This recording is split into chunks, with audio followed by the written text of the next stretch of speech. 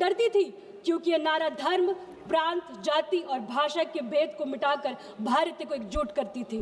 British राज का हथियार था फूट डालो राज करो, मतलब डिवाइड एंड रूल। और आज भी देश में वही होता दिख रहा है अध्यक्ष महोदय। मौजूदा बीजेपी सरकार भी धर्म और जाति के आधार पर देश को बांटकर उसी डिवाइड एंड रूल की राह पर चलती नजर आ रही है अध्यक्ष महोदय। ब्रिटिश राज की तरह अब मौजूदा सरकार भी वंदे मातरम की सच्ची ताकत से शायद डरती है, क्योंकि यह नारा एकता का प्रतीक है। यही वजह है कि इन्होंने एकता को मजबूत करने की बजाय उसी नारों को इस्तेमाल कर देशवासियों को बांटने के लिए कर दिया है।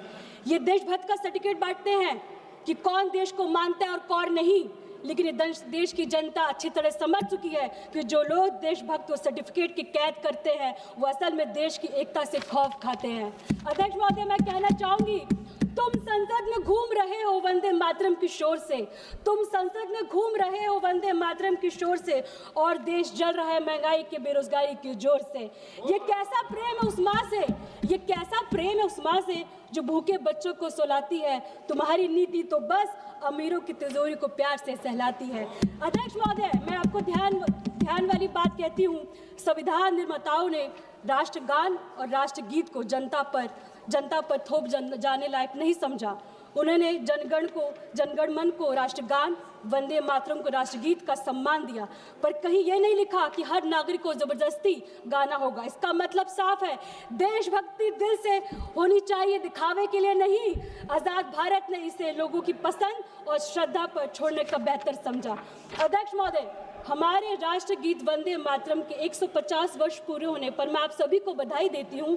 यह हमारे लिए गर्व का विषय है, पर क्या केवल गर्व कर लेना पर्याप्त है?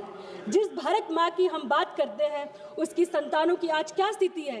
देश से किए वादों और स्वतंत्रता के मूल्य को हम कितना निभा पाए? अध्यक्ष महोदय, आज की बहस असल में वंदे मातरम को लेकर नहीं है।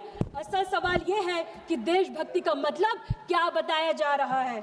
आज़ादी के समय देशभक्ति में सबको साथ लेकर चलना, एक दूसरे की समझ को रखने और आगे बढ़ने की सोच थी। देशभक्त का मतलब लोगों की सेवा करना। आज देशभक्ति का मतलब बना दिया गया है सिर्फ नारे लगाओ, सवाल मत पूछो। अध्यक्ष महोदय, संसद के शीतकाल सत्र की शुरुआत में ही सरकार ने जोर दिया कि पहले दिन वंदे मातरम पर चर्चा हो, इसलिए इन्होंने इस पर राजनीति गरमा दी, वह भी कुछ महीने पहले। क्यों?